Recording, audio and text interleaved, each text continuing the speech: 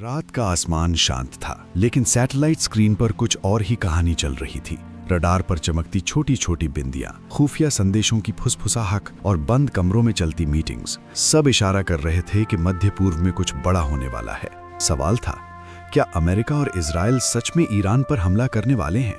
साल 2015 में एक समझौता हुआ था, जिसे दुनिया ने राहत की सांस के साथ देखा। इसे कहा गया संयुक्त परमाणु समझौता, यानी JCPOA। इस समझौते के तहत ईरान ने अपने परमाणु कार्यक्रम को सीमित करने का वादा किया और बदले में उस पर लगे आर्थिक प्रतिबंधों में ढील दी गई। लेकिन 2018 में अमेरिका के राष्ट्रपति डोनाल्ड ट्रंप ने इस समझौते से खुद को अलग कर लिया। उनका कहना था कि यह समझौता ईरान को रोकने के लिए पर्याप्त नहीं है। इसके बाद शुरू हुआ मैक्सिमम प्रेशर, कड़े आर्थिक प्रतिबंध जो ईरान की अर्थव्यवस्था पर भारी पड़े।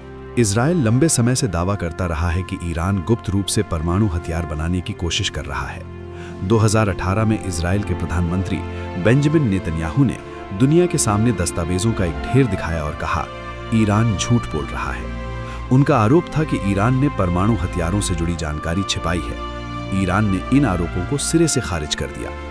लेकिन असली तनाव तब बढ़ा जब 2020 की शुरुआत में बगदाद एयरपोर्ट के पास एक ड्रोन हमले में ईरान के शीर्ष सैन्य कमांडर कासिम सुलेमानी की मौत हो गई। यह हमला अमेरिका ने किया था।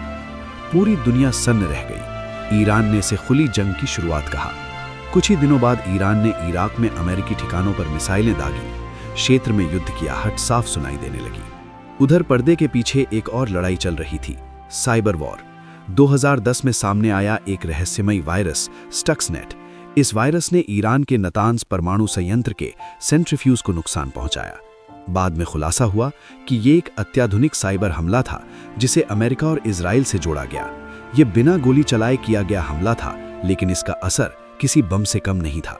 2021 और 2022 में ईरान ने अपने परमाणु कार्यक्रम में यूरेनियम को पहले से अधिक स्तर तक समृद्ध करना शुरू किया। अंतर्राष्ट्रीय परमाणु ऊर्जा एजेंसी ने रिपोर्ट दी कि ईरान 60% तक समृद्धन कर रहा है, जो हथियार ग्रेड स्तर के काफी करीब है। अमेरिका और इजराइल ने इसे गंभीर खतरा बताया। इजराइल के रक्षा अधिकारियों ने साफ कहा, अगर जरूरत पड़ी तो वे अकेले भी कार्रवाई करेंगे। फिर 2023 और 2024 में हालात और जटिल हो गए। गाजा में युद्ध छिड़ा। इजराइल और हमास के बीच संघर्ष ने पूरे क्षेत्र को अस्थिर कर दिया। ईरान पर आरोप लगा कि वो हमास और हिजबुल्लाह जैसे समूहों को समर्थन दे रहा है। अमेरिका ने इजराइल के समर्थन में अपने युद्धपोत और एयरक्राफ्ट कैरियर मध्य पूर्व में तैनात कर दिए। ये शक्ति प्रदर्शन था, एक चेतावनी। और फिर अप्रैल 2024 दमिश्क में ईरानी दूतावास परिसर पर एक हवाई हमला हुआ।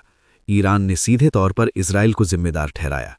कुछ ही दिनों बाद ईरान ने पहली बार अपने क्षेत्र से सीधे इजराइल की ओर सैकड़ों ड्रोन और मिसाइलें दागी। ये अभूतपूर्व था। आसमान में सायरन गूंज उठे। अमेरिका, ब्रिटेन और इजराइल की एयर डिफेंस सिस्टम ने मिलकर अधिकांश हमलों को रोक लिया, लेकिन संदेश साफ था, अब ये परोक्ष युद्ध नहीं रहा। इसके बाद इजराइल ने सीमित जवाबी कार्रवाई की।